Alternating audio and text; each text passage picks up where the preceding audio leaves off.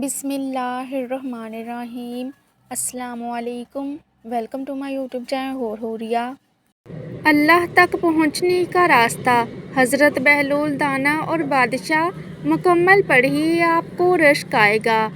हज़रत बहलूल के ज़माने में बगदाद के बादशाह की दिली तमन्ना थी कि हज़रत बहलूल दाना इनसे मुलाकात करें, लेकिन आप कभी भी बादशाह के दरबार में तशरीफ़ ना लेकर गए।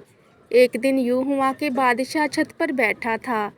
इसने हज़रत बहलूल दाना को शाही महल के करीब से गुज़रते देखा तो बादशाह ने हुक्म दिया कि बहलूल दाना को कुमंद जाल डालकर महल की छत पर खींच लिया जाए। चनाचे ऐसे ही किया गया। हज़रत बहलूल बादशाह के सामने पहुँचे तो बादशाह ने पूछा, तुम ये बताओ बहलूल, तुम अल्लाह तक कैसे पहुँचे? हज़रत बहलूल ने फरमाया, जैसे तुम तक पहुँचा। बादशाह ने अर्ज़ की, मैं समझा नहीं।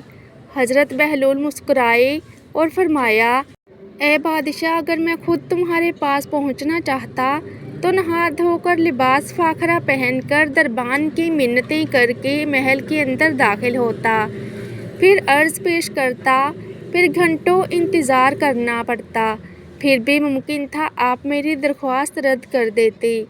जबकि तुमने खुद मुझे बुलाना चाहा तो महज कुछ लम्हों में ही अपने सामने बुला लिया। इसी तरह अल्लाह ताला को अपने बंदे की कोई ना कोई अदा पसंद आती है तो इसी वक्त कुर्ब की वो मंजिलें तय करवा दे जाती हैं जो बड़े बड़े आबदों के लिए बाइसे रश्क बन जाते हैं।